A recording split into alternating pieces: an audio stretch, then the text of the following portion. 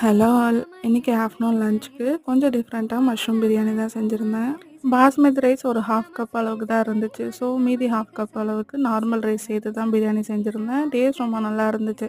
As usual எப்பயும் போல் கொஞ்சமாக நெய், எண்ணெய், அதுக்கப்புறமா ஹோல் ஸ்பைசஸ் ஆட் பண்ணிவிட்டு வெங்காயம், இஞ்சி பூண்டு பேஸ்ட் சேர்த்துட்டு நல்லா வதங்கினதுக்கப்புறமா பச்சை மிளகாய், தக்காளி எல்லாமே சேர்த்து நல்லா வதங்கினதுக்கப்புறம் கட் பண்ணி வச்சுருக்கேன் மஷ்ரூம் சேர்த்துட்டு கொஞ்சமாக கொத்தமல்லி, புதினா சேர்த்துட்டு கொஞ்சமாக காரத்தூள், தனியாத்தூள், உப்பு, மஞ்சள், கரம் மசாலா இதெல்லாமே சேர்த்துட்டு அதுக்கப்புறம் தயிர் ஆட் பண்ணிவிட்டு நல்லா வதக்கிட்டு 1 கப் ரைஸுக்கு 2 கப் அளவுக்கு தண்ணி வச்சுட்டு தண்ணி நல்லா கொதிச்சதுக்கப்புறமா அரிசி போட்டுட்டு நான் பிரியாணி எப்பயுமே குக்கரில் தான் பண்ணுவேன். பட் லிட் க்ளோஸ் பண்ண மாட்டேன். இந்த மாதிரி ஒரு தட்டு போட்டு மூடிட்டு தண்ணி நல்லா அப்சர்வ் ஆனதுக்கப்புறமா இந்த மாதிரி தம் போட்டு ஒரு 10 to 15 மினிட்ஸ் வச்சு லோ ஃப்ளேம்லேயே குக் பண்ணிங்கன்னா சூப்பராக இருக்கும்.